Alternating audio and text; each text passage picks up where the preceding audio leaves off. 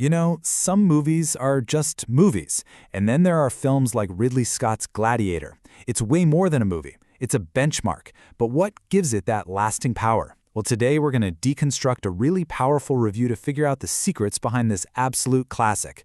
Let's get into it.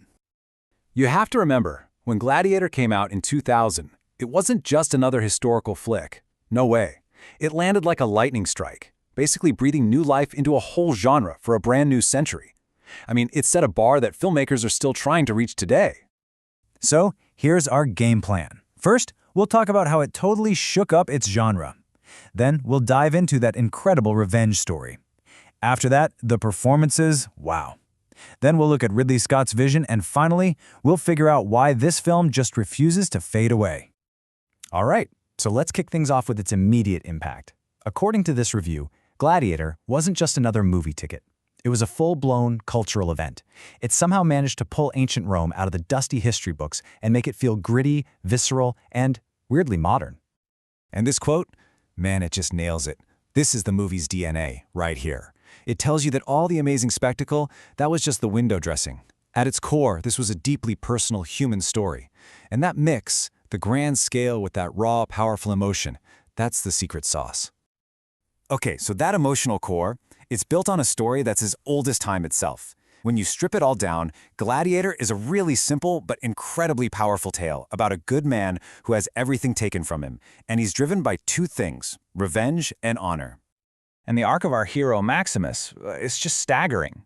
I mean, he starts at the absolute pinnacle of Roman society. He's the guy, the best general. Then in an instant, he's betrayed and thrown into the deepest pit of slavery. But it's from that absolute bottom that he rises again, this time as a gladiator, becoming a symbol of hope and defiance in the very place meant to crush it. But look, a great story doesn't mean much without actors who can carry it.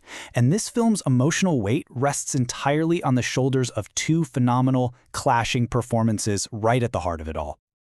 On one side, you have Russell Crowe giving this Oscar-winning performance as Maximus, all brute strength, but with this deep well of sadness and dignity. Then on the other side, you have Joaquin Phoenix as Commodus, and he's not just some mustache-twirling villain, no. He's weak, he's insecure, he's pathetic, and that's what makes him so terrifyingly unpredictable. Their dynamic is literally the engine that drives this entire story forward. So, you might be asking, how did all these perfect pieces, the story, the acting, the sheer scale of it, fit together so flawlessly? Well, the review points to one man, the architect behind it all, the director, Ridley Scott. Scott's real genius was in the mix. He could pull you in for this quiet, heart-wrenching scene between two people and then boom, throw you into one of the most insane, massive battle sequences you've ever seen. It's that blend of stunning visuals, gut-punch emotion, and, of course, that iconic musical score that just washes over you. And oh my gosh, we have to talk about that score for a second. The review calls it out specifically, and for good reason. Seriously, can you even imagine the final scene without Hans Zimmer's music? It's not just in the background, it's the film's actual heartbeat. It's tragic, it's triumphant, and yet it absolutely still gives you goosebumps all these years later. So this brings us to the big question, right? Why are we still talking about Gladiator? Why does it stick with us? The review argues it's because, underneath it all, this movie is about so much more than just revenge. See, these are the pillars holding the whole thing up.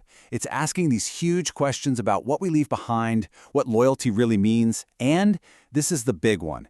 It's about the sheer refusal of the human spirit to be broken, no matter what. That's the stuff that never gets old. And then, of course, there's the line. The one everybody knows. When Maximus screams this in the arena, he's not just yelling at the Roman mob. In a way, he's looking right through the screen and yelling at us, asking what it is we really want from our entertainment. It's just iconic. So what's the final score from the review? The big number? A massive 9.5 out of 10. And that's not a score you just hand out.